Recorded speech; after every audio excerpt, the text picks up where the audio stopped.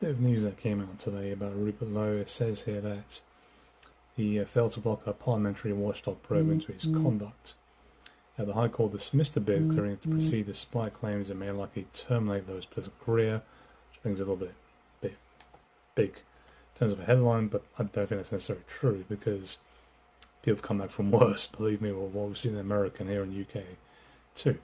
So it says that the court upheld that it has no constitutional role in supervising MPs' discipline. A pivotal hearing on the 17th of March will decide the matter falls strictly under parliamentary privilege. If so, this leaves Lowe with zero legal recourse. So Lowe's legal team argued that ICGS probe is procedurally unfair. His barrister warned of imminent risk to the MP's career, but the judge ruled there is a strong public interest in allowing the internal complaints process to continue. It goes on a little bit here, give you some context. The investigation finds misconduct.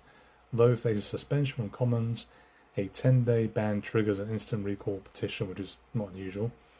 Just 10% of the constituents signing it will unseat the Restore leader, or Restore Britain leader, and force a by-election, which of course they'll go up against Reform UK.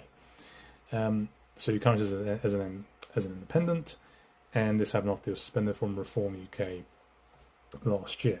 So of course, anything can happen with this. We'll see how it goes, or where it ends up. He does note here that it will be on the 17th of March where they'll see if the matter falls strictly under parliamentary privilege. Okay. And of course, in the end, if this happens, then that'll be a bit of a story to have on Great Yarmouth. And I suspect people need to just stop going to the situation room of, when you think about how things can happen and how you try and go from here, depending on the result. But it's worth noting that Rupert Lowe is about 68 years old. I believe Farage is, or what is he, 60 now? Or getting into his 60s? These guys are getting pretty old. And they're going to be around forever, of course. And I don't think they're in politics for that long. So someone has to take the mantle from these guys.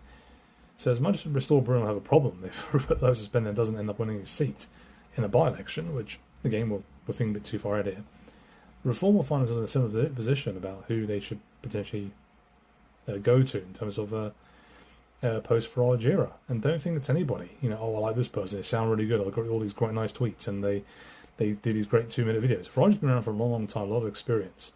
And the time it's taken just to get to that spot where you can potentially be a PM. So yeah, it is not great news for Restore Britain and Rupert Lowe, but it's still too early to say, and don't think it's the end of it, regardless of what happens. Until next time.